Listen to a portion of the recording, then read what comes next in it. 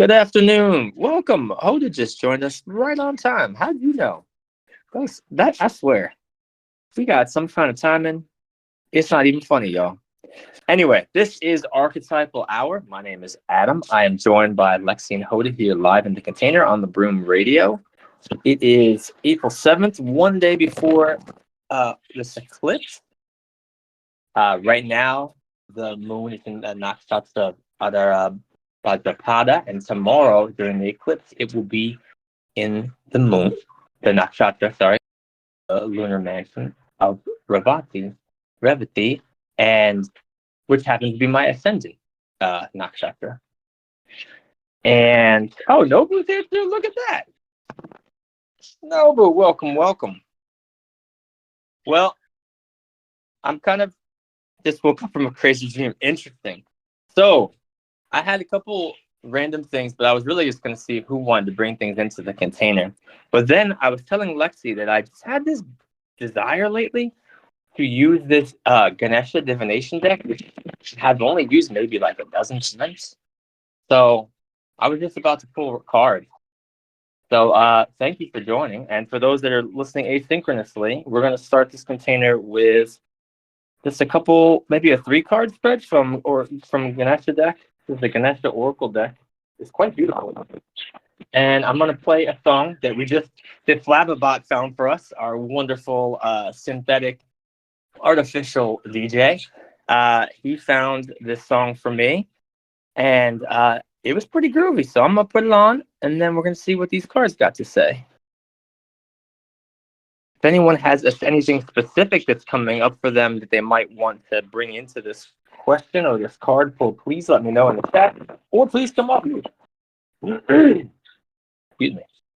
All right, Flabbabot, let's see if we can find this again. And for all of those that are listening asynchronously, unfortunately, I am 40 years old, so these kinds of things just take me a minute. Boom, boo, da, boo, da, boo, a little hold music while I try to do the thing. Flabbabot, play us the song about Ganesha. All right.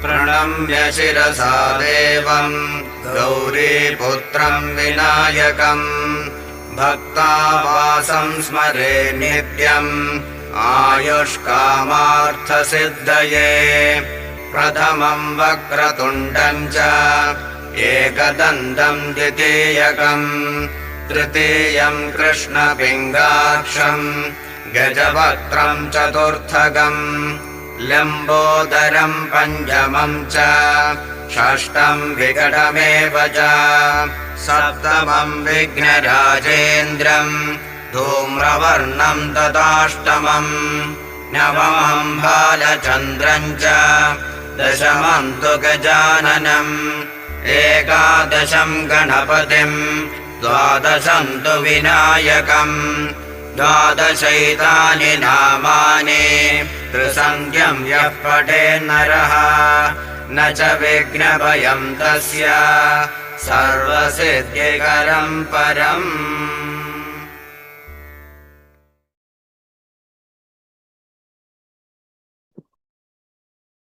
Lord Ganesha, great remover of obstacles, we're asked for your perspective. 3-card pull, and the first card would be perhaps an obstacle, or somehow point to an obstacle that can be removed, perhaps with your assistance, perhaps without.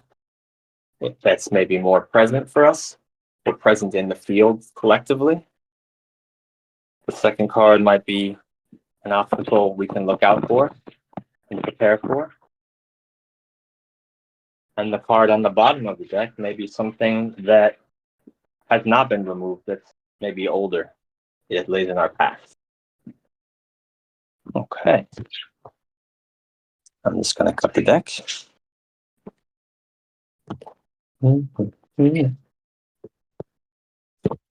So the first card is 38, nurture. The second card is 28, perseverance.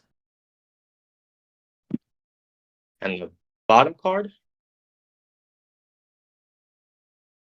is 24, wholeness. And I'm going to take a picture now so everyone can see each that is joining. And I'll do my best to kind of explain them as I'm doing this as well. The first card, I guess we'll start with, and I know that on these containers we do read the book, so I think I'll see if I can find that. I normally just go off of whatever comes up for me. This card, Nurture, shows Ganesha being held by his mother, Revati. And it's a beautiful nurturing. He is extremely well adorned, wearing beautiful jewelry, as is Ganesha. Ganesha is a child, is an infant version of Ganesha in this image. There's a lot of red and gold. And there's a lot of love in this card. A lot of love in this card. Sorry, I'm just trying to find my way to send these images to those that are alive. Boom, doo, doo, doo, doo, doo, doo, doo. And what's interesting about this, the way that I phrase this question, because Ganesha is the Lord of Obstacles, and so I always kind of have that in mind when communing with him. But it is interesting because these oracle cards do happen to be like, I mean, I don't know if they'd all qualify as this, but they do tend to be kind of phrased almost all as virtues. So it's a very overwhelmingly positive deck. And so that's an interesting thing to have in mind with a question like obstacles. So I'm definitely open for what might be coming up for people who are joining live. And so right now I'm looking at Nurture. And we can go in any order, but I'm just happen to be looking at Nurture first since that was the first card that was pulled, and this is a little more present. Oh yeah, let me see if I can find the book. Yeah, these are what it says. Oh wow.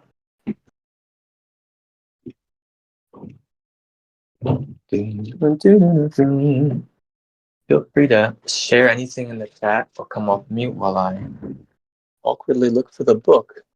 Aha. There it is. Oh, it's not there. Even funnier.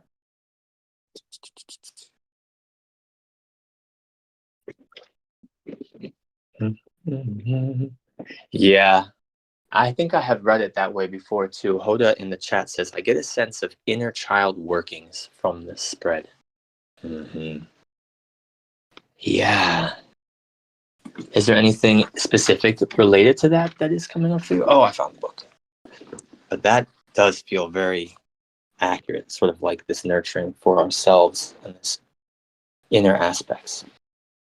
Well, I guess the way I phrased the question, it was sort of like any obstacles that are present for us personally or collectively in the field. And like I said, these cards are overwhelmingly positive. So it's an interesting way to it's an interesting question with this Oracle deck. But I really had in my mind overcoming on obstacles because of Ganesha and his significations. But yeah, I would say all of these are things that maybe haven't been cleared up, or maybe not. Maybe you're right, the past card could make sense as like obstacles that have already been overcome. And I think that's a wonderful way to read it, actually, especially as I'm like feeling into this spread more. But I'm really open to multiple ways to read this. There's no what is. And I think everyone's got a nice perspective on what is happening right now. I'm just trying to feel into all of this. Okay, so I'm going to read a little bit of what this booklet that comes with this Oracle deck says about nurture. And we'll see if that also shakes anything, moves anything within us. 38, nurture. Focus on creating a calm and balanced life for yourself. Ganesha asks you to maintain a compassionate, nurturing realistic, and down-to-earth attitude when it comes to collaborating with others and your present conditions. You can benefit from being more resourceful and practical. This is a time of slowing down and biding your time and resources. Deal with any issues as they arise and brainstorm practical and easy solutions that will fix the problem with minimal drama. Be careful of giving too much without regard for your own needs. If you've been feeling exhausted or prone to illness, you are invited to stop doing so much for others and do more for you at this time. Do not seek empowerment by doing for others from a place of needing acknowledgement. Empower yourself by nurturing yourself, and then, from a healthy place, help others. Learn to nurture and to create occasions for others to grow by offering a safe, accommodating energy. This energy is the energy of the heart chakra.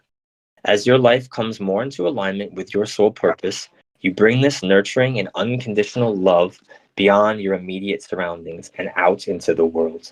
The female figure in this card is Ganesha's mother, Parvati. She represents a strong female figure in your life that you may look to for extra support and guidance. This could be any female role model, friend, or acquaintance that you find yourself drawn to at this time. Alternatively, Parvati can represent a part of yourself, especially when much of your time is spent focusing on the nurturing and caring of others. Wow. So that is really interesting, especially because one of the things that I had in mind as I started the top of this was that the eclipse in sidereal is going to be happening in the nakshatra of Revati, who the deity is Pushan, who is a god of travelers, but he's also known, that star is known as the nourisher. And he's really a deity that helps with safe passage by providing us, by being nourished, he is able to nourish others, is sort of like the way the sutra goes, if I remember. Anyway, so that feels very related to me. Want to check the chat. I invite people to come off of mute and share anything that's coming up for them that's in their field that seems to be in resonance, or things that they're finding striking about what's been said or what's in the image.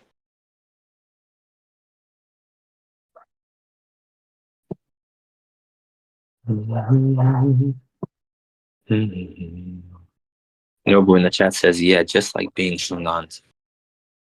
Oh, and he says, well, this definitely relates to my dream. I missed that.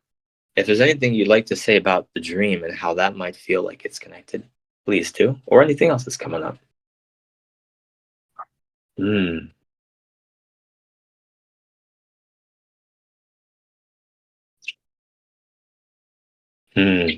Coda says, reminds me of something I learned from Mariam Hafna. The idea of working, nourishing your environment from a place of overflow. Oh, no worries, Nobu.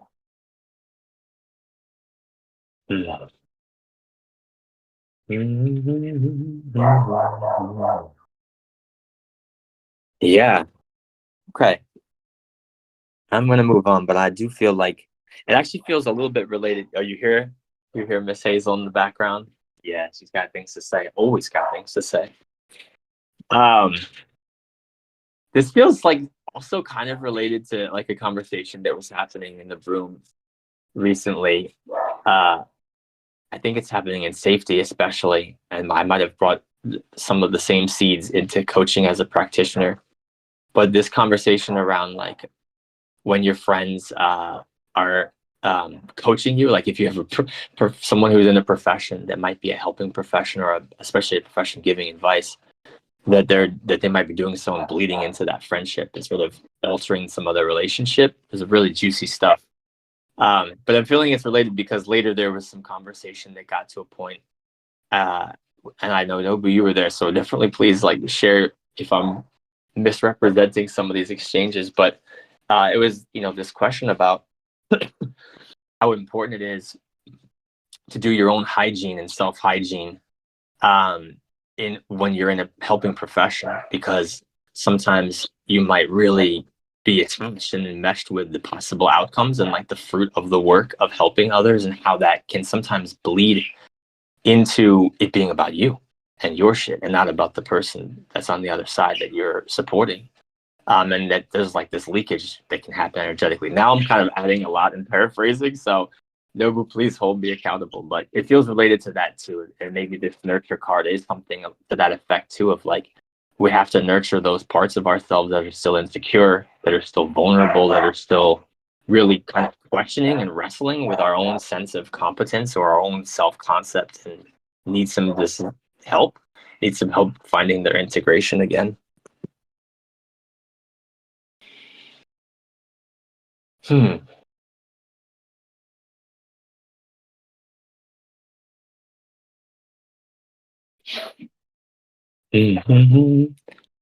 agreement, it sounds related.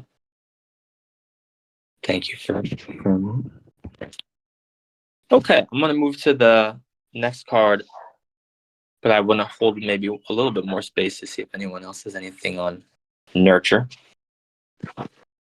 Perseverance is card 28. You are likely to see financial or other tangible rewards for all your hard work. Now, that's really interesting. Ganesha's tusk represents hard work and completing the task at hand.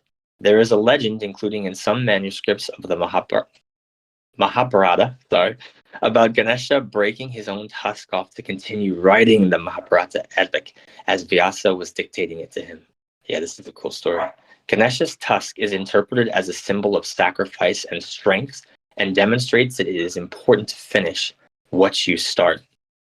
Yeah, in that myth, this rishi says, "I'll tell the story, but like you can't stop. There's no stopping." Ganesha said, "I will scribe the story for you," right? Because the rishi is kind of having this ability to channel this great epic, and Ganesha says, "All right," and he pulls his tusk off of him, if I'm remembering correctly, and he uses it as a writing instrument and says, "I'll write, but I won't. I'll only go as far as there's no stopping." So I love that part of this message. At least what I get from that, sort of like, listen, man, that channel's got to be clean and flowing. If you're stopping, then I know something's broken. There's maybe a distortion, and I'm not going to scribe anymore. Yeah, it is kind of how it says. Wow, hardcore. All right, I'll keep reading from the book. If you have been working hard or putting extra effort into something, it will definitely be worth all the work. You will see the results and rewards for your labor. You may have been working on something quite challenging and important for the last few months, and this is likely to come to a conclusion soon. Ganesha is guiding you to not lose faith while you wait for things to come to fruition. Be patient and appreciate the progress you've made so far. If your hard work has not yet paid off as planned, consider that your expectations may need modifying, which kind of relates to what we were just talking about. There are no guarantees. Be grateful, focus on the present, and do what you can with what you have. There will be an ending to a difficult period of financial or material struggle. Well, definitely want to invite that energy in. For the field. Anything coming up for folks? Otis says the bag. The archetypal bag has been brought into the container. That bag. What you got in that bag? Who says, "I'll take it." It's yours, brother. All right. Once again, hold space. Please cut me off. Please, I want to hear people's voices. People on the radio, they don't want to hear just me. No one wants to hear that. No one wants to hear just that one white dude talking about God knows what. All right. 24. We've got wholeness. Now, I have to say, like, of the spread, I always have a affinity for the bottom of the deck. Maybe it's because part of the archetypal thing is like it's coming before in my kind of like conceptual framework sometimes somehow, even though not linearly. I'm always like, what's behind it though? Where's all this shit coming from? Because this stuff didn't just start happening out of nowhere. There's a whole lot of context back there. But anyway, the bottom of the card we're at is card 24, wholeness, which is a very striking image of Ganesha. It's green, this like bright green. There's yellow, kind of almost like misty, foggy kind of energy coming around him. And in the middle is, I'm going to call it a Star of David, but that is not what the name is actually called in the Hindu context. Sort of like the interlocking Shiva Shakti triangles, if you will, which is an image that's always meant a lot to me. And I've always seen as alchemical with masculine and feminine principles. And I find that really striking in this particular card when it in the sense of wholeness. The color, the image, this symbol is like really right on his heart chakra. It looks like to me, and his eyes are closed. And there's a lot of these beautiful flowers. I would love to know what that is if anyone happens to know. It's like this lilting white flower with like a bell, almost like looks like, is that like a Venus flytrap? That's really interesting what it is. Nobu says, I didn't know it had those significations in an Indic context. Oh, I hope I'm doing it justice. So I would love someone to hold me accountable if I'm not, if you're listening asynchronously, and I'll double check later. But that is how I recall when I was reading it, or at least I had read literature relating to those triangles interlocking in that way. 24, wholeness. Acknowledge the oneness of all life. Recognize that you are a part of something larger.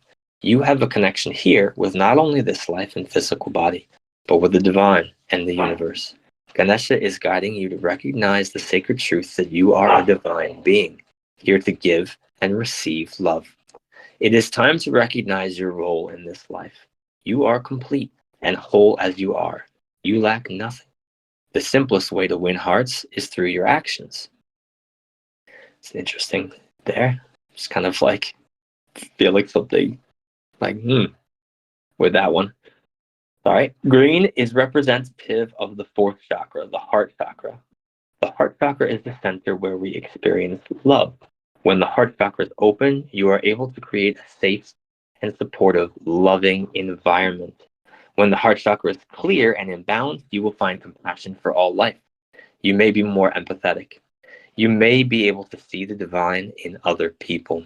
You will find you are happy and fulfilled because you are fulfilling your divine purpose in service to humanity.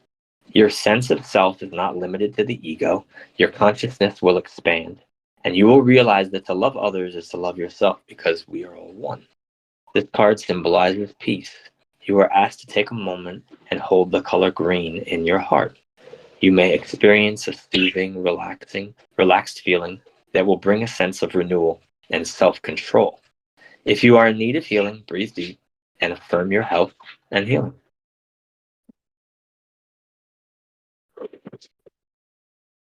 And so this is in the bottom of the deck, and so this may have those significations of things that lie before. And so this may be pointing us to this type of energy that's being described. I think there are probably lots of ways to describe what I feel like this is pointing at. And maybe it's a wonderful invitation to recall those feelings of this oneness and the peace that it might bring. What it says, that feels deeply affirming. This is speaking to the passage from Ganesha's book. And Nobu says, my right ear was twitching. What's tugging at your ear, Nobu? Take a tickle.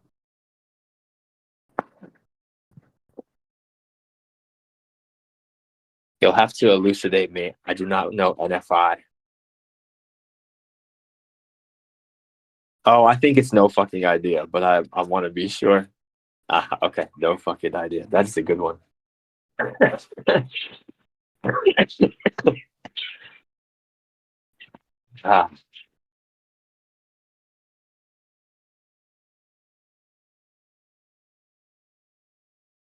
So this is really interesting energy.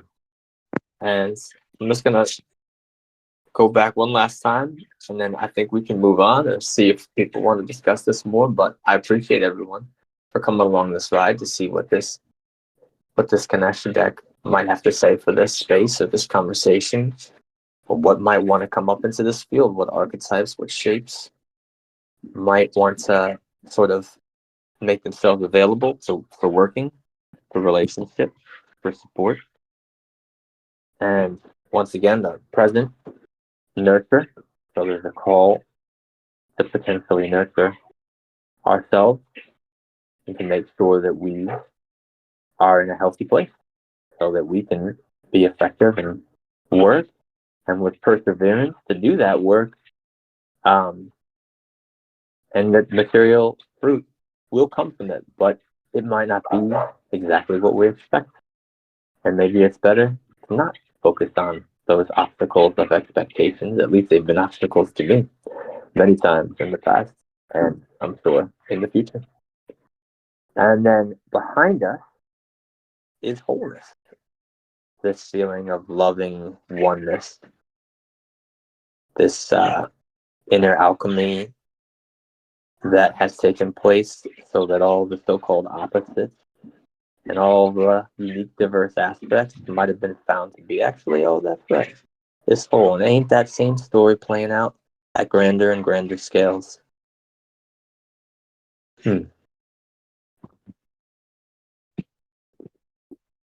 Okay. Want to invite people to share any shapes, archetypes, the shapes that have been shapen, as we've said, the patterns, patterning. The moves that have been moving. And I was sharing with Lexi before I started recording that I had all kinds of random things coming up last night in my field, so I have no idea what direction this will go. There is something, though, that was in that wholeness card that's making me think of something that had been showing up in my field. And in that case, I'm going to oddly qualify that as the category of like the archetype of diamond.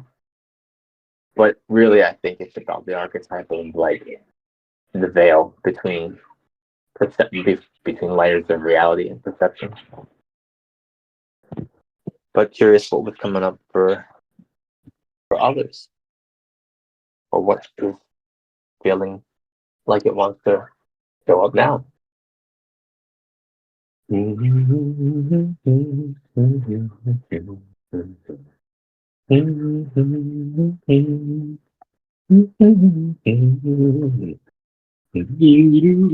free to come off mute for that.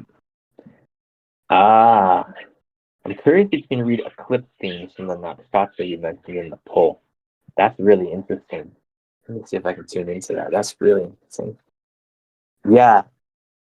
And Pushan, actually, I had something on Pushan. If you don't mind, I'm not to pass the buck, but I really feel like I want to read this bit about Pushan and bring it into the container, so it's not just like me here. Pushan is the name of a sun god to whom some hymns are exclusively addressed, and whose praise at other times is sung in connection with that of Indra and other gods. In these hymns, his character is not very clearly defined. He is said to behold the entire universe, is addressed as the guide of travelers and the protector of cattle. He is called upon to protect his servants in battle and to defend them as of old. He is invoked in the marriage ceremonial and asked to take the bride's hand to lead her away and to bless her in conjugal relations. He is said also to conduct the spirits of the departed from this world to the next. In one text, he is called the nourisher, as Vishnu in later times was called the preserver. By far, the greater number of prayers addressed to him seem to regard him as the guide and protector of travelers, both along the ordinary journeys of life and in the longer journey to the other world. And as he is supposed to be constantly traveling about, he is said to know the road by which they have to go. The following is a specimen of the hymns addressed to Pushan in the Rig Veda. Quote, "Conduct us, Pushan, over our road. Remove distress, son of the deliverer. Go on before us. Smite away from before us the destructive and injurious wolf which seeks after us. Drive away from our path the waylayer, the thief, and the robber. Tread with thy foot upon the burning weapons of that deceitful wretch, whoever he may be. O wonder-working and wise Pushan, we desire that help of thine wherewith thou didst favor our fathers. O God, who bringest all blessings and art distinguished by the golden spear, make wealth easy of acquisition. Convey us past our opponents, make our paths easy to travel. Gain strength for us here. Lead us over a country of rich pastures. Let no new trouble beset our path. Bestow, satiate, grant, stimulate us. Fill our belly. We do not reproach Pushan. We praise him with hymns. And we seek riches from the wonder-working God. Interesting. So yeah, I mean, wow. That's really interesting to like feel into some of what we're showing up in this spread too. About nourishing yourself, which I think is like one of the most prominent themes of this nakshatra. That the one who nourishes is nourished. Like the nourisher has to receive nourishment. I think that I forget the sutra now, but it's something like the cow needs. I'm not gonna even mess with it. I hate getting it wrong. But that theme, so that's really interesting with like obviously that first card of nurture, and then this perseverance, this like, this journey that has to happen to not get caught up. Like in the story with this horn, this tusk that's in this image, right? Ganesha says, "I won't stop. I'm going to persevere through this," but you have to keep the channel open. So it's like this journey that has to happen, and maybe it is this journey on the other side of this eclipse energy. It should be sort of looked at in that way.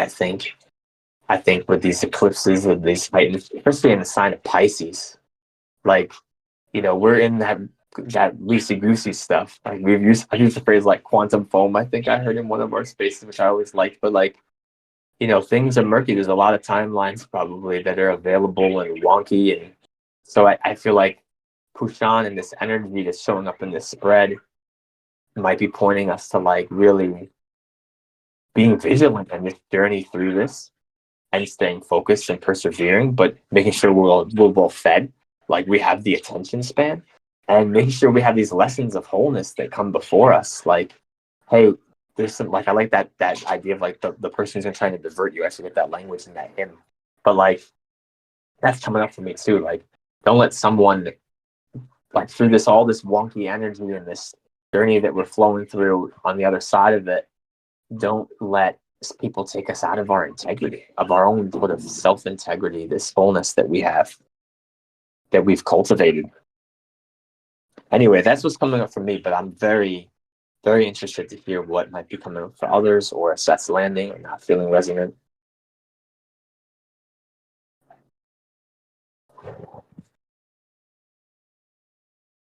What it says, that's really powerful. Yeah, I'm wondering if anything's standing out to you. But yeah, it does feel very powerful. I mean, and there's so much energy in this sign when this all was happening too. It is quite, and it's quite striking. I'm hearing, don't be distracted, says Hoda. This just makes sense to me. Mm-hmm.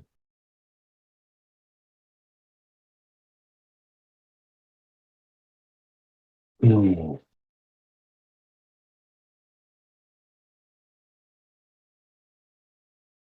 Yeah. I really don't know how it relates at all, but since I happen to be the one on the mic and no one's cutting me off, which once again, very much would love for someone to do, I will share what happened to like stumble upon I was thinking about certain passages, and I think again it had to do with this sort of veil, or this dualistic thinking of realms between like the heavenly realms and the earthly realms, and basically, the other side of our perceptible reality, maybe might be a way to put it. And because I also was really struck last night just reading passages in the New Testament again that I hadn't read in a while, that from like a different kind of lens, now that I have integrated a lot of like new information. And it is very interesting to read some of these passages that had kind of had a grip on me multiple years ago.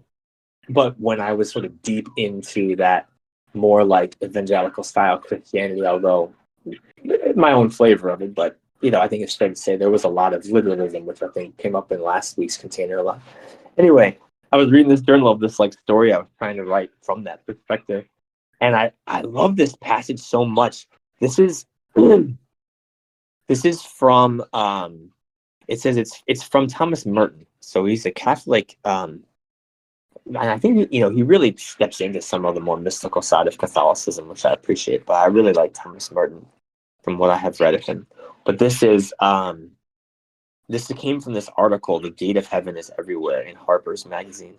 But in that article, they pulled this piece out from Conjectures of a Guilty Bystander by Thomas Merton.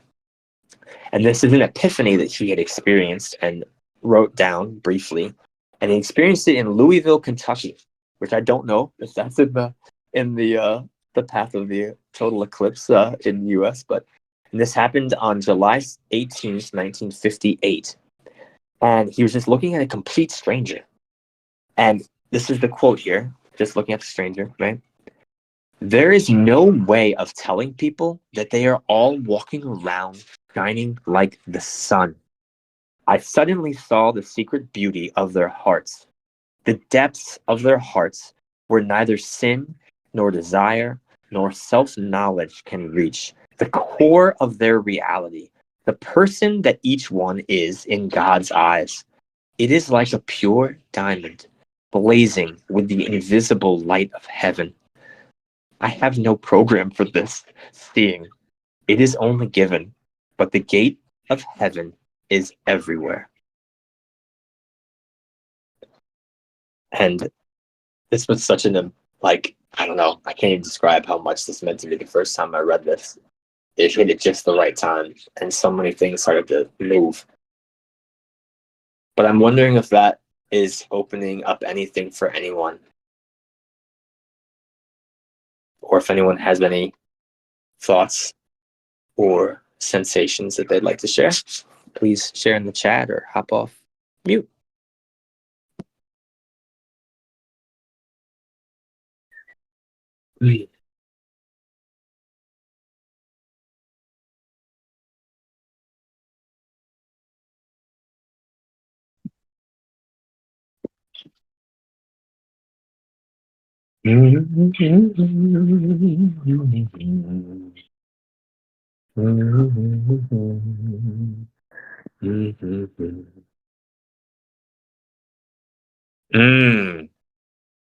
Nobu says, "I'm just kind of meditating on what my dream presented to me."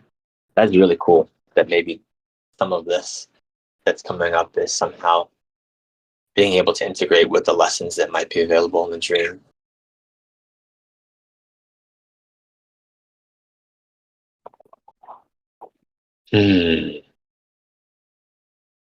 It also feels very I don't know, Pisces coded, right? This working with dream material and really taking it seriously and being thoughtful and meditating on these messages, these symbols that come through to us through dreams, which feels very related to me too, when it comes to the veil, right? This thing that we experience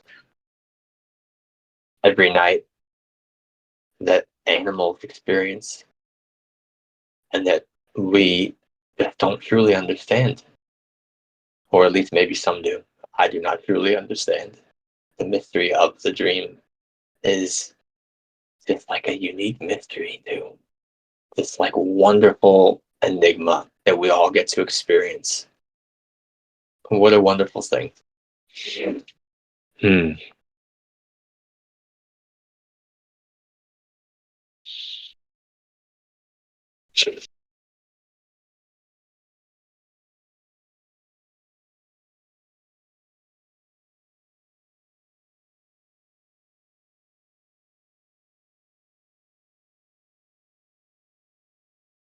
This strange feeling, this energy I'm feeling right now. I'm not really sure what to call that.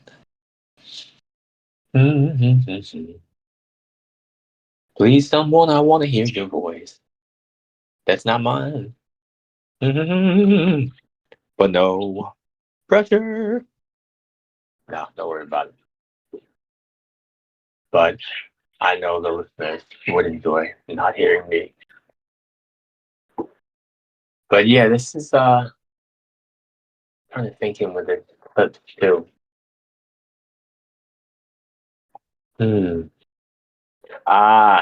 No worries. Hoda is driving a vehicle. Yeah, probably safer. Mm-hmm. And I believe she's on her way to experience the total eclipse, the path of that.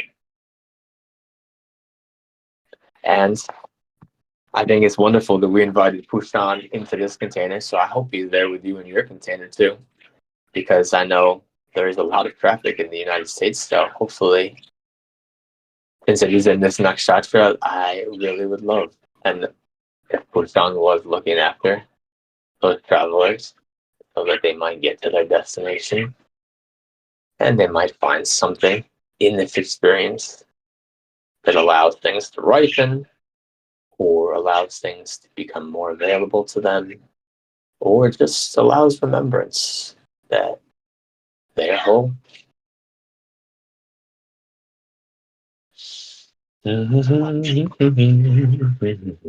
Austin. Cool. Yes, it's spelled Pushan, and I hope I'm pronouncing it. Just reading a little joke just for the chat. Please join us live. Yeah. I don't know why Veil was so strong last night for me.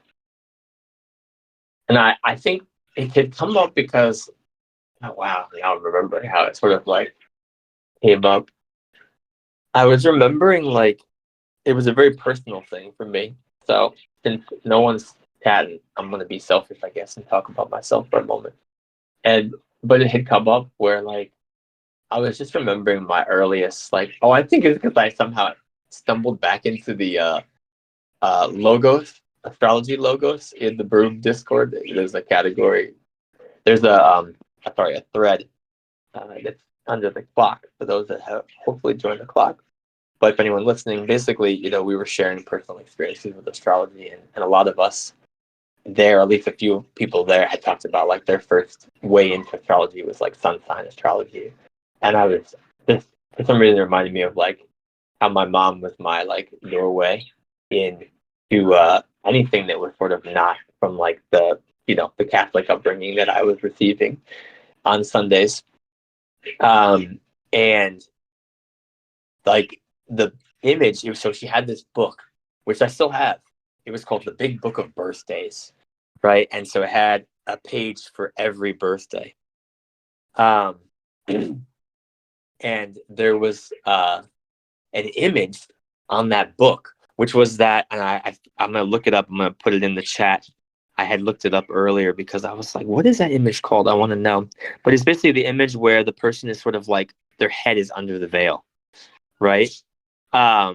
It's like from a wood graving. And that image, like, and people have used it a lot. It's also in a lot of memes too. I think many of you will know what I'm talking about. The sort of veil image where the character is sort of like going under this veil of like the Earth's atmosphere that's perceptible, and there's like all this sort of interesting action happening behind there, which actually isn't too wild in the original picture, but it's been used a lot in that sense. And actually, it's a really interesting. Oh man, I'm gonna see if I can find it. But anyway, you're familiar with the image. Thank you. I'm gonna find this thing and share it in the container. But I'll just say that like that is probably that's why the veil was on my mind. I had been remembering that image itself, just seeing that as like a child, something about that image like was instantly like initiating or something. Like it drove all this interest. I'm like, whoa, what's on the other side? And I had it very in Catholic school. Like I remember, or Catholic CCD, and growing up, I was always really interested in heaven. Like, what is this thing? There's this other place? Like, tell me more. But it was not something that got a lot of, talked about, probably for lots of different reasons in CCD. But I remember as an early child, that was just such a striking thing to me. Like, wait, there's like an other place? Tell me about this. And that image was very striking.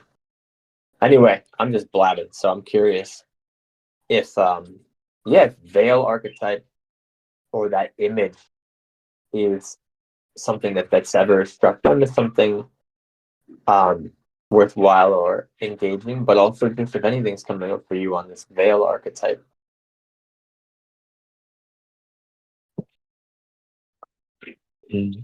Now, no, but I'm sorry, I missed what your question was from.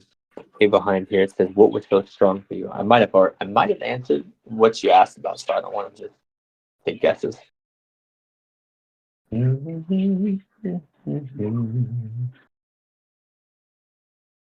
But yeah, that was part of what I was looking at last night. These passages in scripture about the other side. Oh, you mentioned something, but I didn't hear it exactly. Ah, darn. Yeah,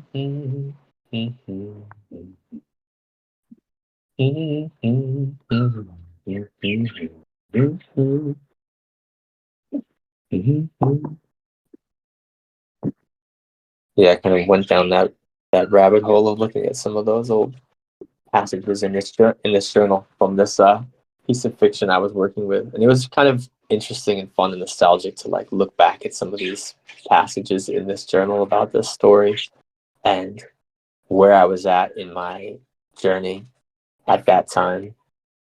Sort of these interesting artifacts we leave behind, right? Of our own cosmology or sense of reality at different stages in this crazy ride.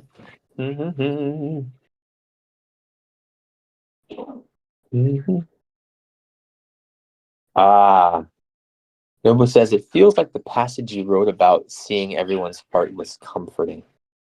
It was comforting. It was very comforting. And also like really affirming. And if I remember correctly, I was like, this was in one of my deep Enneagram phases. And I was working on some curriculum for like this training program, or this, well, I don't know, I was not really a training program. It was more like a series of discussions and content supporting people finding work. But I was way more interested in this stuff that I had put in there under the guise of like self-awareness and emotional intelligence. But it was really about, it was the Enneagram. So I had all the participants do the Enneagram. And for some reason at that point, the Enneagram was really one of those things that helped support me in some ways. And I think this passage really struck me because doing that work and the energy I think I was attempting, the intentionality I was trying to attempt to put into that space was one of like really honoring and cherishing the diversity of the unique human being and the uniqueness that we have. And that's something about this passage really like struck it deep at me when I was in that space of like, that's right. It felt like affirming, like that's right. All of us. There's something amazingly important happening, and shouldn't sleep on any single individual, on any soul. It's a shining light.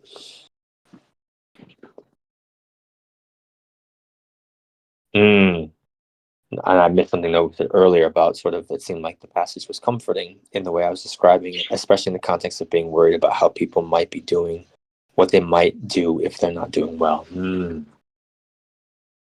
And sort of like, yeah, that there's this source, this within us that can help awaken a lot of self-healing and reintegrative and remembering wholeness, so that we have an easier time putting the fragments back together or doing whatever alchemical work in the inner psyche and inner world and spirit that has to happen.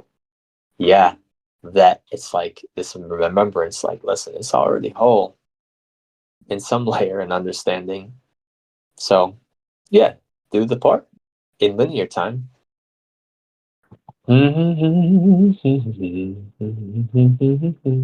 Or at least that's what came up for me, and it does sort of still feel relevant at this time in my life. Nobu says in the chat, I guess if there is an obstacle I'd like to keep clear around all of this, it's about not having people become dependent upon. Yeah. Ooh. Yeah, and that is a really difficult feeling. That palpable, energetic sense of someone depending on you. And maybe then when you don't necessarily want that to be the case, when you don't feel like that is, I want to say a responsibility, but maybe that's not the right word in this space, but something like that.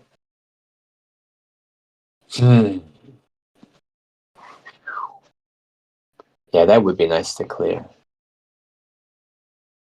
Hmm.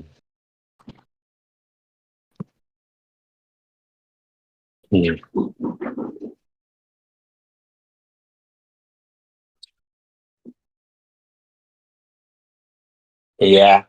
And I mean, like, I think it's, and I'm just kind of like going in a different direction slightly, so forgive me, but like what's come up for me is like how important it is for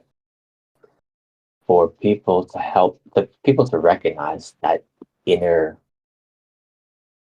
strength, that inner guide, that they don't need external guides, that there's an inner guide that they can rely upon that doesn't sort of put a burden where maybe it wasn't invited or it wasn't or there wasn't capacity or whatever or it's just misaligned, that you don't have to lay that on anyone.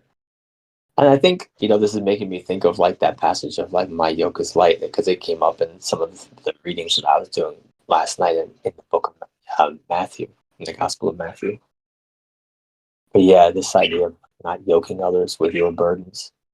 And then why, a deity like Jesus is so powerful, and then like, please let me have someone I can throw this yoke on, right? And I think that it came up also in the Broom, this sort of like what's compelling about this narrative in a different kind of context than now, but that question came up. And I think this is one of the things that's compelling about this narrative, that there is someone who, and in that passage, he was saying to the disciples, like, he said, I got a yoke. Yeah, I'm going to throw a burden on you.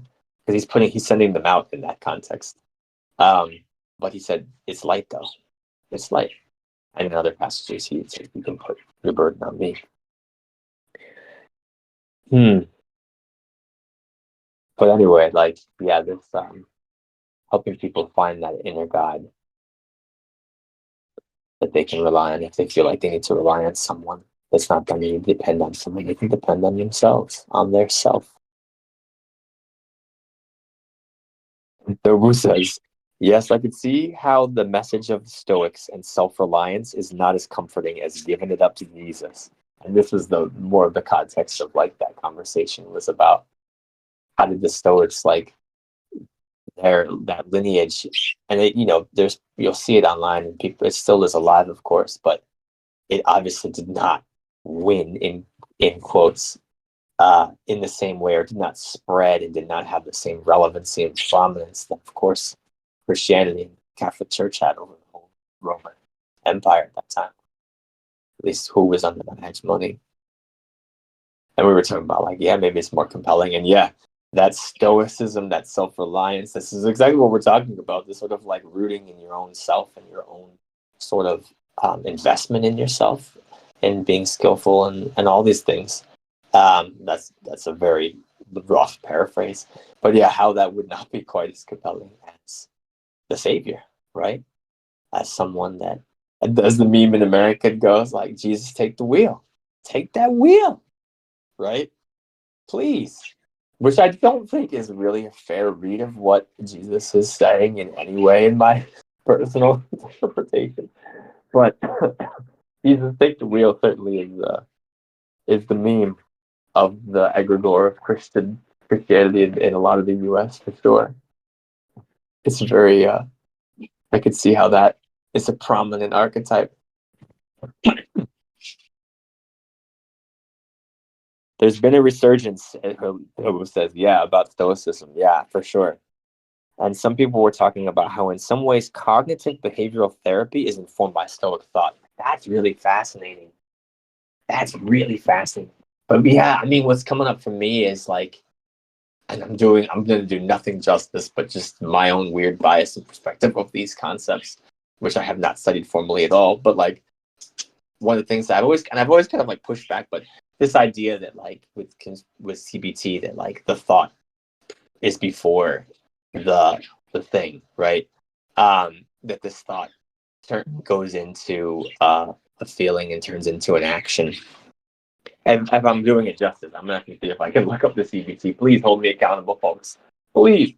But it does feel like, yeah, the kind of stoic that like it all starts in the mind, kind of it all starts in the mindset, sort of, and really cultivating that mindset, that space in which these feelings are going to arise. But I don't know if I've always, I don't know, I don't, that model is so linear for me, like this idea that like, oh, we just go to the root thought and the realm of ideas, to use like stoic and platonic type language, and we go there and then we're all good. I think there's something to that, but I do also think that there's lots of risks with that too. I don't know. But then again, I don't like any sort of like one size fits all. So when I hear people say like, yeah, this is my thing, CBT, I'm like, okay, you got one tool or what? That's the only one? But there's a lot of, now I'm just being ridiculous against therapy because I have some weird things with therapy. So it's all happening live, people. Take it or leave it. Please disagree, as we say often here.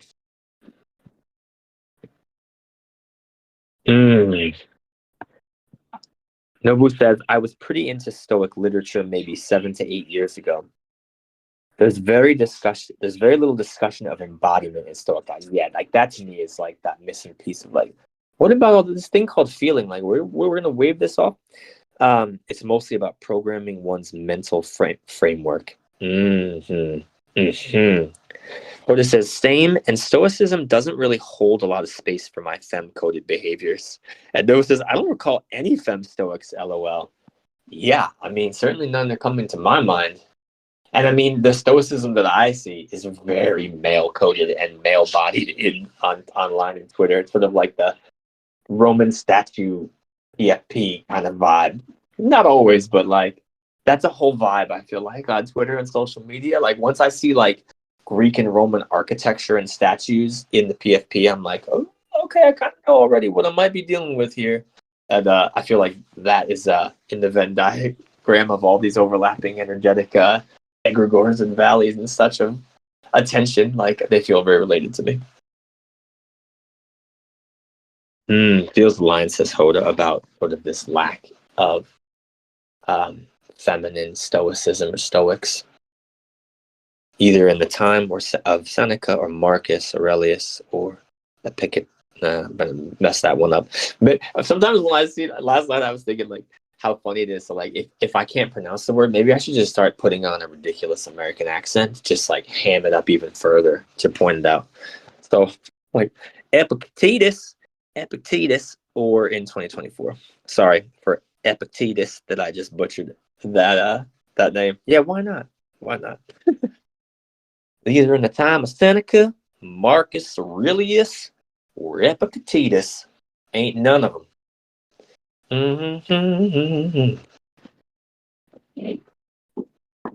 And I feel like, is it appropriation if I take accents that aren't from Jersey? Because there's so many beautiful American accents. I mean, I feel like if these states are supposed to be united, can I have a little piece of all of them if I want to? Please. Cultural, sort of intra-cultural appropriation of regional accents. It's an interesting thing to be sillily talking about on a Sunday afternoon, at least where I'm at. Days of laughter at this sort of like bizarre question of intra-cultural appropriation and putting on accents from. What do you mean? I can't put on a Southern accent just because I never came from the South? Come on now. That way of speaking is so florid and poetic, and I don't know, man. Why wouldn't I want to get a little bit of that? You know? Can't I get a little piece of that Southern vibe? Sorry, y'all. It's one of those kinds of vibes for me right now. But Stoicism and Jesus, yeah. If you put those two up against each other, it is a tough one. I can definitely see why throwing it on Jesus might just beat out putting it back on your damn self. Get yourself together. Can't Jesus do it for me? Lord, please. I mean, he can. And he has. And actually, it's funny, this is still so kind of silly. I'm sorry that I got here, but like on this he can and he has, I was just like thinking about for some reason I've been called to like that call to arms when he throws his disciples out into the mix to be like to cause some trouble. And when I was reading chapter 10 of book of the gospel, like anyway, I was like, it was fun rereading it with the lens of like these unclean spirits, these demons, thinking about it with some of the language that I've learned from being in these spaces, and especially with Yonobu and others, about like thinking of demons a little bit more like in the thought form kind of a realm. And it was really interesting. But but yeah, with reading those passages and thinking about like this sort of casting out of demons in a different way than like sort of the poltergeist archetype of exorcism, right? I was just amazed at how like Jesus is in this because I hadn't read the Gospel of Matthew in a while, and I forget like, oh, this Jesus, like he got more of an edge. He's like throwing elbows in this section, and I love it. And also he talks a lot about like villages, and I feel like in that passage it could be really, when I read it, yeah, I took it really literally, right? Because I took everything really literally. This idea of like when he was like saying, woe to you, Bethsaida, and all these different cities if they don't kind of treat the disciples well. But it's much more interesting now when I think about calling those cities as like the egregores or the principalities, the archons that are ruling over regions and territories, or maybe have claimed to be ruling over would be a better word, on the other side of things, like these egregores that dominate specific localities and regions. Won't he will. This heard it before. Oh man. There's some funny stuff in the chat I'll have to come back to about a guy mispronouncing Tatsiki wildly. I would love to hear how he says. Some of the American pronunciations of things are like just like the average American, right? That might just wildly mispronounce things can be so funny. I mean, I also probably deeply disrespectful, but if we're going to be generous, I think they're quite comical. The first attempt. Does anyone feel like letting me read this ridiculous passage that I'm talking? Not ridiculous, my lord, but this passage about it shows a little bit more of an edge. I don't want to like every week be reading scripture, but I don't know why it's been really strongly coming up for me to reread these passages and allow them to take new shapes and allow them to maybe clear out old shapes that are distortions. Yes, please read an American regional accent of your choosing. And I really appreciate that invitation at all levels. We'll see. We'll see what ridiculousness might just like come out of my mouth now that that's been welcomed. Hodu concurs. I am a USA passport holder. Then that's your birthright. That's your birthright, Nobu, to also put on whatever American accents you want. I feel like that is one beautiful thing about America. If I'll just be like oddly patriotic sounding for a moment, which is if you've lived here, if you're a passport holder, I mean, that's a whole other thing. But even if I say if you've lived here, I don't really care about your formal documentation. If you've lived here, you do get to be an American. Like, now, granted, there's a lot of people who will disagree with you, but at the core, you know, all of the accents are what makes up America. So, like, yes, you're also allowed to take on, I feel like if you've lived here for any time, take on whatever ridiculous American accent you want. I don't know why more people don't do that. Like, just take a ridiculous thing that maybe is outside of their context. You're like, wait, what's this? Oh, this is my American voice. You know, I'm an American now. This is my American voice. And it's whatever you want. That's what I think. Chapter 10 from the Gospel of St. Matthew. It's in the Constitution, says no. Damn bitch. When we united the states, it wasn't like, well, I'm a Virginian, so I've got to speak like a Virginian. You're from Delaware, you speak like a Delawarean. Nah, man, we brought this shit together. It's all a hodgepodge in the how, whether you like it or not. Too late. All right, sorry. The Modern New Testament. This is an Aramaic translation, a hipster Bible, as it's been called. Chapter 10. And he called his 12 disciples and gave them power over the unclean spirits, to cast them out and to heal every kind of disease and sickness. I'm going to read that one more time. And he called his 12 disciples and gave them power over the unclean spirits to cast them out and to heal every kind of disease and sickness. And then it names the apostles, which I will not do. But for another time. And he said, keep away from pagan practices. Now that's interesting. I'm sorry to pause it, but like, I have a weird feeling that this pagan is an odd translation. I feel like this is saying non-Jewish practices, is my hunch. Keep away from, like, basically foreign practices. Either way, keep away from, I'll say, foreign practices, and do not enter a Samaritan city. Yeah, I feel like in this, he's telling them to go back to the Jewish people. But above all, go to the sheep, here it is, sorry, which are lost from the house of Israel. And as you go, preach and say that the kingdom of heaven is near. Heal the sick, cleanse the lepers, cast out demons. Freely you have received, freely give. Do not accumulate gold, nor silver, nor brass in your purses, nor a bag for the journey, nor 2 shirts and shoes, nor a staff, for a laborer is at least worthy of his food. Whatever city or town you enter, ask who is trustworthy in it, and remain there until you leave. And when you enter into the house, salute the family. And if the family is trustworthy, your salutation of peace shall come upon it. But if it is not trustworthy, your salutation shall return to you. Whoever will not welcome you and will not listen to your words, when you leave the house or the village, take off the sand from your feet. Truly I say to you that it will be easier for the land of Sodom and Gomorrah on the day of judgment than for that city. Behold, I am sending you like lambs among the wolves. Therefore be wise as serpents and pure as doves. But be careful of men, for they will deliver you up to the courts, and they will scourge you in their synagogues.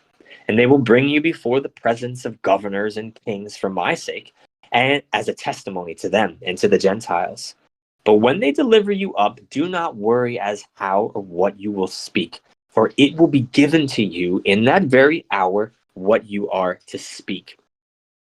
For it is not you who speak, but the Spirit of your Father which speaks through you. Brother will deliver up his own brother to death, and father his son, and children will rise up against their parents and put them to death. Nobu says, just channel it, bro. Exactly. Don't get yourself in trouble. The words are already there. Let the channel flow. Sorry, and we return. And you will be hated by everybody because of my name, but he who endures until the end shall live. When they persecute you in this city, escape to another. For truly I say to you that you shall not finish converting all the cities of the house of Israel until the Son of Man returns. No disciple is more important than his teacher, and no servant than his master. It is enough for a disciple to be like his teacher, and for a servant to be like his master. Now this is what I love. If then they have called the master of the house Beelzebub, how much more those of his household?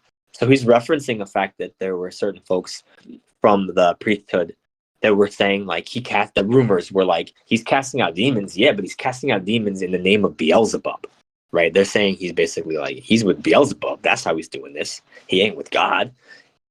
He ain't with Adonai. Going back to the text.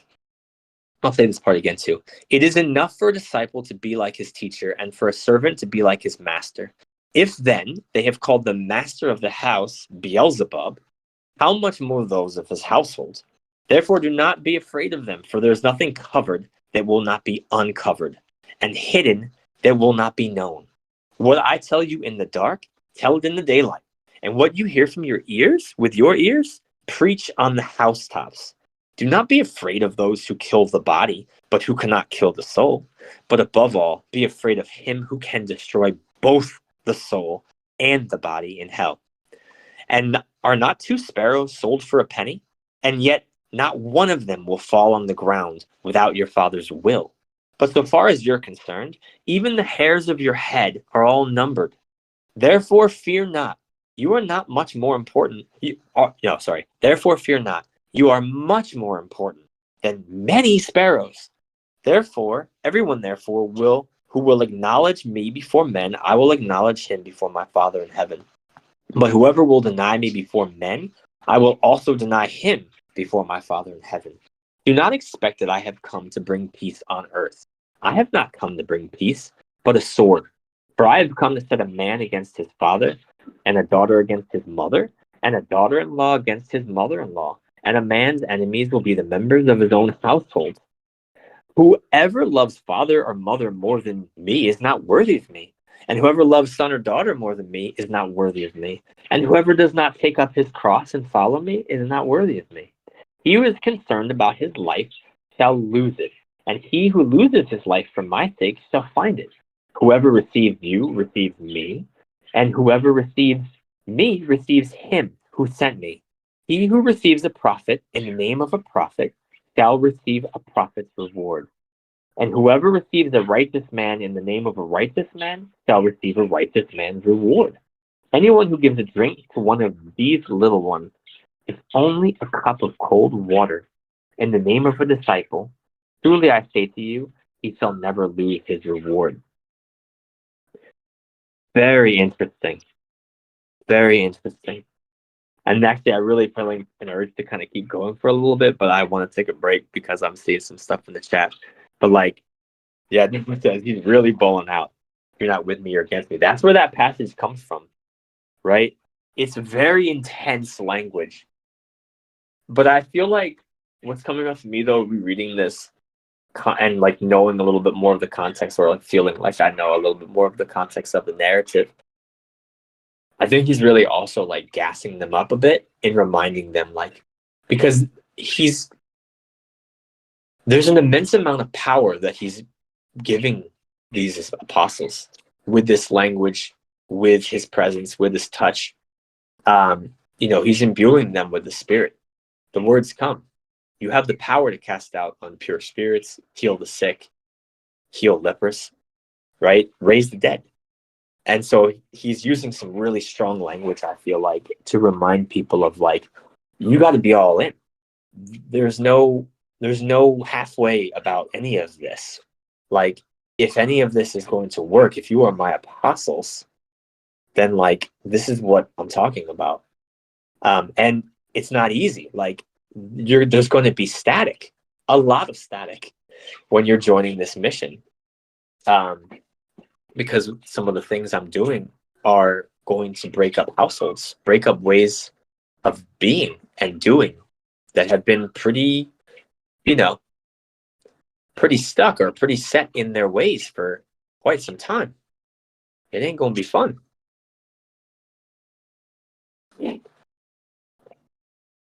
I can see why he was so divisive. Yeah, me too. Yeah, and like this was the other part. Like, I'm gonna read a little bit more because the next chapter, because it just feels like I don't know. I feel like I have to. Chapter 11. When Jesus had finished commanding his 12 disciples, he departed from that place to teach and to preach in their cities. But when John heard in prison of the works of Christ, he sent by his disciples and said to him, "Are you the one who is to come, or are we to expect another?" So this is John the Baptist. And he's asking, and through a messenger, he's saying, "Are you the one who is to come, or are we to expect another?" Jesus answered and said, "Go and describe to John the things which you see and hear. The blind see, and the lame walk, and the lepers are cleansed, and the deaf hear, and the dead rise up, and the poor are given hope. And blessed is he who does not stumble on account of me." When they went away, Jesus began to speak to the people concerning John. "What did you go out to the wilderness to see? A reed which is shaken by the wind? If not so, what did you go out to see? A man dressed in fine clothes? Behold, those who wear fine clothes are in kings' houses. And if not so, what then did you go out to see? A prophet? Yes, I tell you, and much more than a prophet. For this is he of whom it is written, Behold, I send my messenger before your face, to prepare the way before you. Truly I say to you, that among those who are born of women, there has never risen one who is greater than John the Baptist. And yet, even the least person in the kingdom of heaven is greater than he. From the days of," this part is what really brought me to this whole passage, I'll be honest. Oh, that's really interesting. Noble was saying it's funny because the reed is valorized in Yijing. Interesting. This is now Matthew 11:12. From the days of John the Baptist until now, the kingdom of heaven has been administered by force, and only those in power control it. That is one of those really mysterious, enigmatic lines that has thrown a lot of people off. From the days of John the Baptist until now, the kingdom of heaven has been administered by force, and only those in power control it. For all the prophets and the law prophesied until John. And if you wish, accept it that he is Elijah who was to come. He who has ears to hear, let him hear. But to whom shall I liken this generation? It is like boys who sit in the street and call to their friends and say, we've sung to you, but you would not dance. And we have wailed to you, but you did not mourn. For John came neither eating nor drinking, and they said, he's crazy. The Son of Man came eating and drinking, and they said, behold, a glutton and a wine-bibber and a friend of tax collectors and sinners. And yet wisdom is justified by its works. Then Jesus began to reproach the cities in which his many works were done, and which did not repent. And he said, woe to you, Chorazin! Woe to you, Bethsaida! For in Tyre and Sidon you've done the works which were done in you. They might have repented in sackcloth and ashes. But I say to you, it will be easier for Tyre and Sidon in the day of judgment than for you. And for you, Capernaum, which have exalted yourself up to heaven, shall be brought down to Sheol, which is not a good place, right? Sheol is like, the literal Sheol, I believe, is like a pit of burning in like the old land of Israel, where it was like a dumpster fire, right? It's a place where things went to die and be burned to nothing. For if in Sodom had been done the works which were done in you, it would be standing to this day. But I say to you, it will be easier for the land of Sodom in the judgment day than for you. At that time Jesus answered and said, I thank you, O my Father, Lord of heaven and earth, because you have hidden these things from the wise and the men of understanding, and yet you revealed them to children. Oh yes, my Father, for such was your will. Everything has been delivered to me by my Father, and no man knows the Son except the Father, nor does any man know the Father but the Son, and he to whom the Son wishes to reveal. Come to me, all you who are tired out of and carrying burdens, and I will give you rest. Take my yoke upon you and learn from me, for I am genial and meek in my heart, and you will find rest to your soul. For my yoke is very pleasant, and my burden is light. And it is interesting that like that scripture, those lines are oft quoted, but in the sort of Instagramification, right, of Christianity, or the very selective reading of verses, it is fascinating to see that verse in its fuller context. And after Jesus says, I am genial and meek in my heart, and yet he's spitting hot fire at all these cities and all these people who are not accepting the channelings of him and his of apostles. They're not accepting the gnosis that they're bringing, and they're not accepting the claims that Jesus is making about his relationship with Adonai, with Yahweh.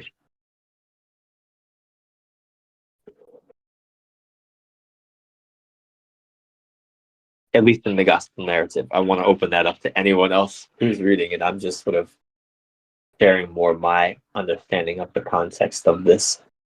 My burden is light. And I love the way they describe John the Baptist too. Pretty fascinating, says Nobu.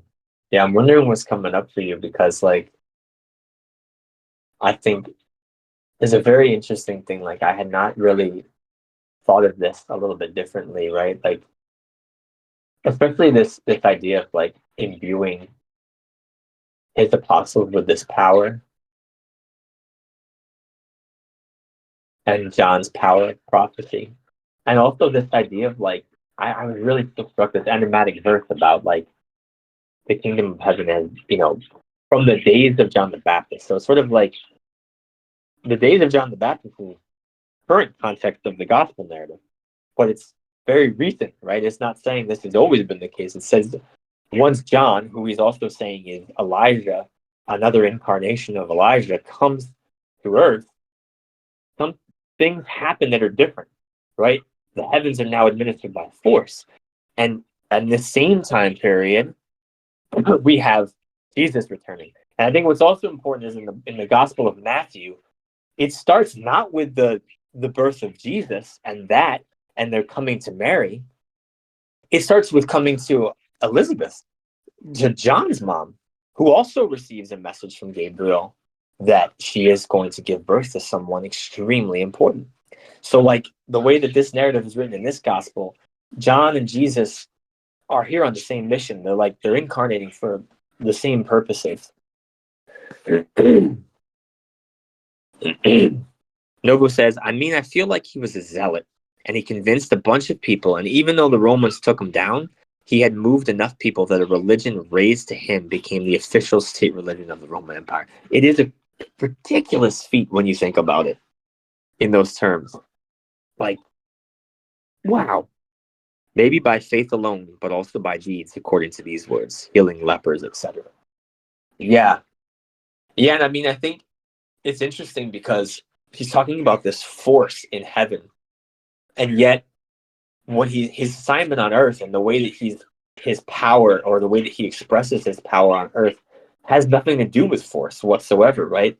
There's no arms or military or taking anything by force. It's literally like it's the power of the spirit to heal and to move, and to what that does to people once they've been healed, right?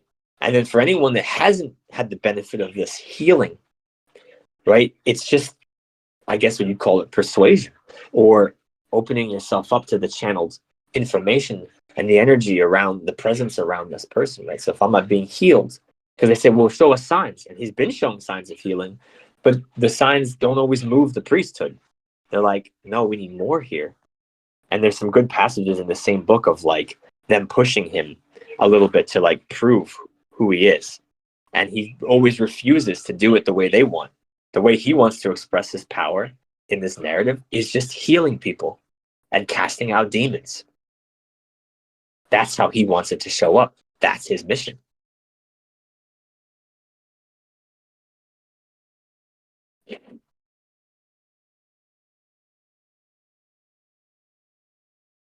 And it's interesting because I feel like all those folks that he's interacting with, I'm sure, could be ripe for some healing. But he's healing people who come to him for healing. That's who he's healing. The people who are saying, heal me. And in these narratives too, he's like, do you believe I can heal you? And I say, yes. Okay. Then it's done. You're healed. Right? It's really interesting. Like, I feel like I almost said power set. So I feel really ridiculous because power set is like, this is language from like the comic book kind of archetypal language. Like, what's their power set? Right? So it's a really ridiculous thing for me to say, but like, it's a very interesting set of, it's an interesting way of showing divinity. And Hoda says, his refusal to do it others' way, yes, is greater, or like the carrot showing greater. Yeah, I really think it's powerful, and I really appreciate you saying that. Like, that the way that he moves in these narratives, in this, is that it's on his terms, but it's really like people who are coming to him for healing. He has all day for that. All day for that. People who are asking him to prove something, he has literally nothing for them other than his words and their willingness to hear what he has to say. And how utterly dissatisfying that is for so many that he interacts with, especially from the priesthood. It's really quite, I don't know, I find it really quite funny, actually. Which is a strange thing to say, maybe, but that's how it's showing up for me right now. I'm curious what others are coming up for them. And I want to be mindful of the time because it's about that time to close it out. So maybe another question would be, what might be feeling like it's in the air that could be interesting, or that you feel like, I don't know, you feel like expressing it.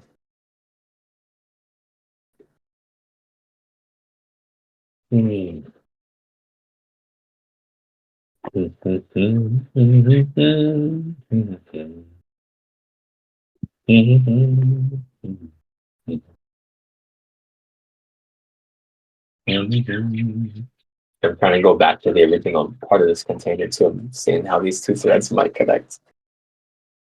Besides my ridiculousness. Ooh. Noble was sharing some wisdom from his father. Beliefs greater than discipline. Wow.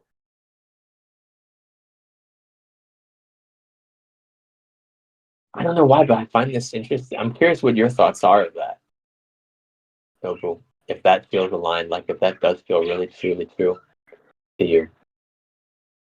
Belief is greater than discipline. I mean, wow.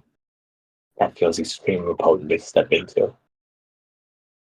The power of belief is really remarkable. And it's funny just to kind of bring some pieces in my field of conversations I had this weekend with my in-laws about the importance and the power of believing in yourself.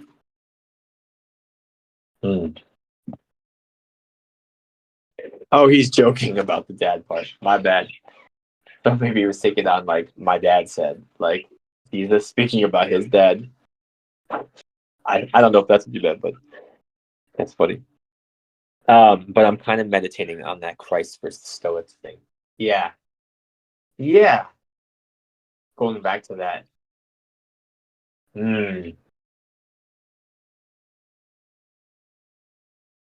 Yeah.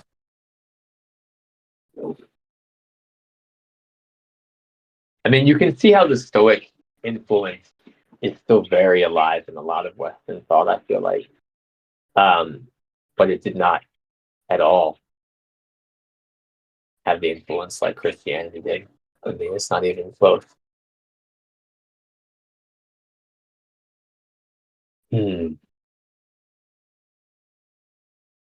They do feel like they have some maybe loose connections.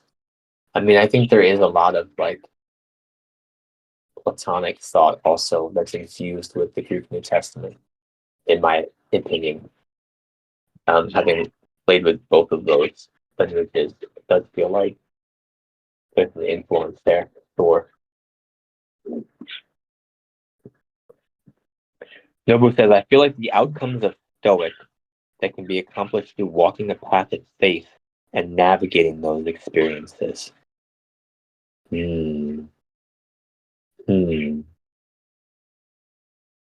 But not just by like telling yourself to do Stoic things. Yeah. Yeah. Yeah. Yeah, and I mean it does feel connected to some of this like inner stuff that was coming up in that read too, honestly. But like, yeah, that stoicism is really, really helpful in keeping yourself, your field sort of clear and your mind with the ability to really enter into spaces thoughtfully. And with the faith in, for some reason I'm feeling drawn to that thing of like the words will come to you. Like allow these channels with the divine do their thing.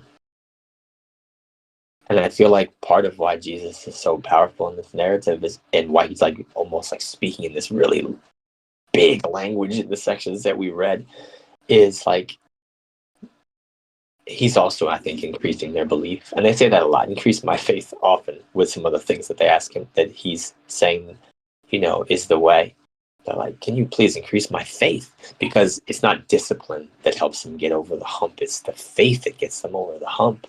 Discipline fails, and that's why, like for many of them, right? Like, I know this is the case, but I cannot restrain the energies that are flowing within me. I don't have the power.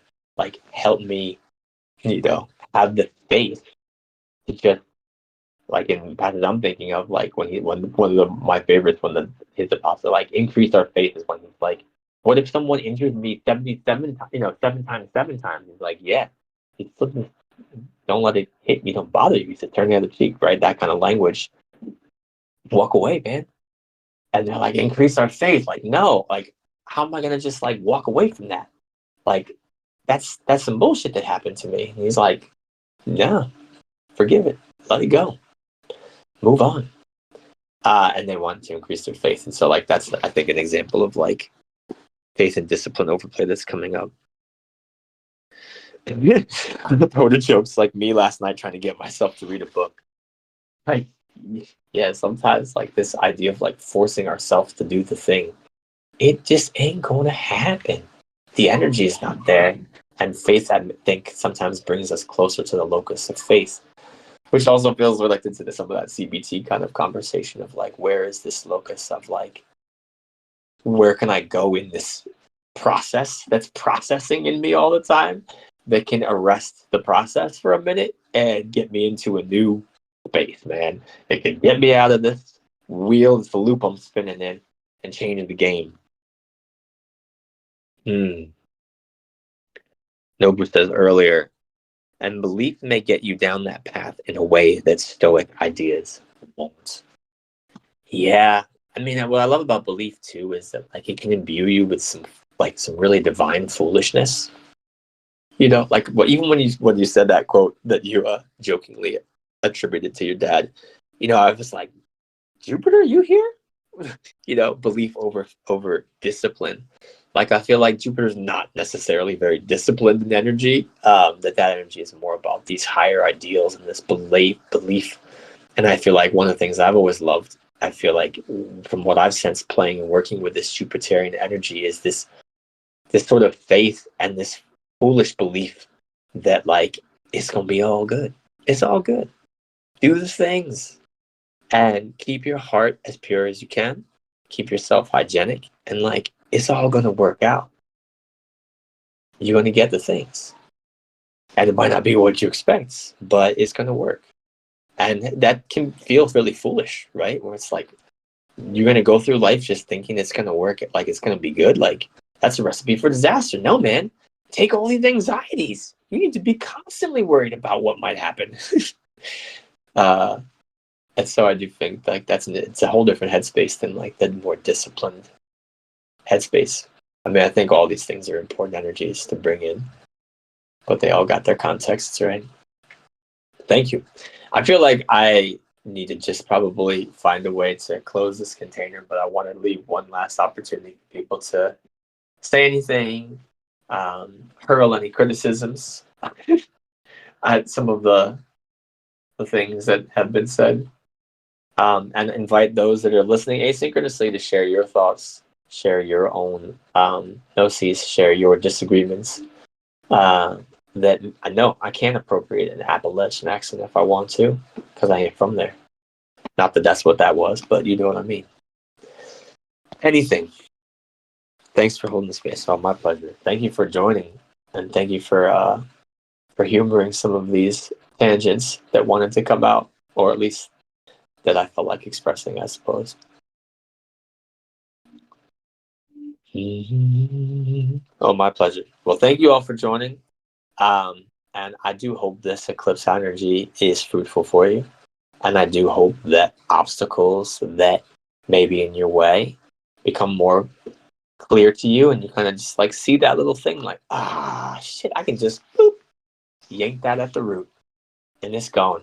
And I want to thank Lord Ganesha for providing some inspiration today and for providing some guidance and things to look at, and for always bringing this energy of removing obstacles, and for supporting, I think, also so much in the unseen. At least this is the feeling I get, that this energy, that this consciousness that we call Ganesha is doing a lot of work, important work.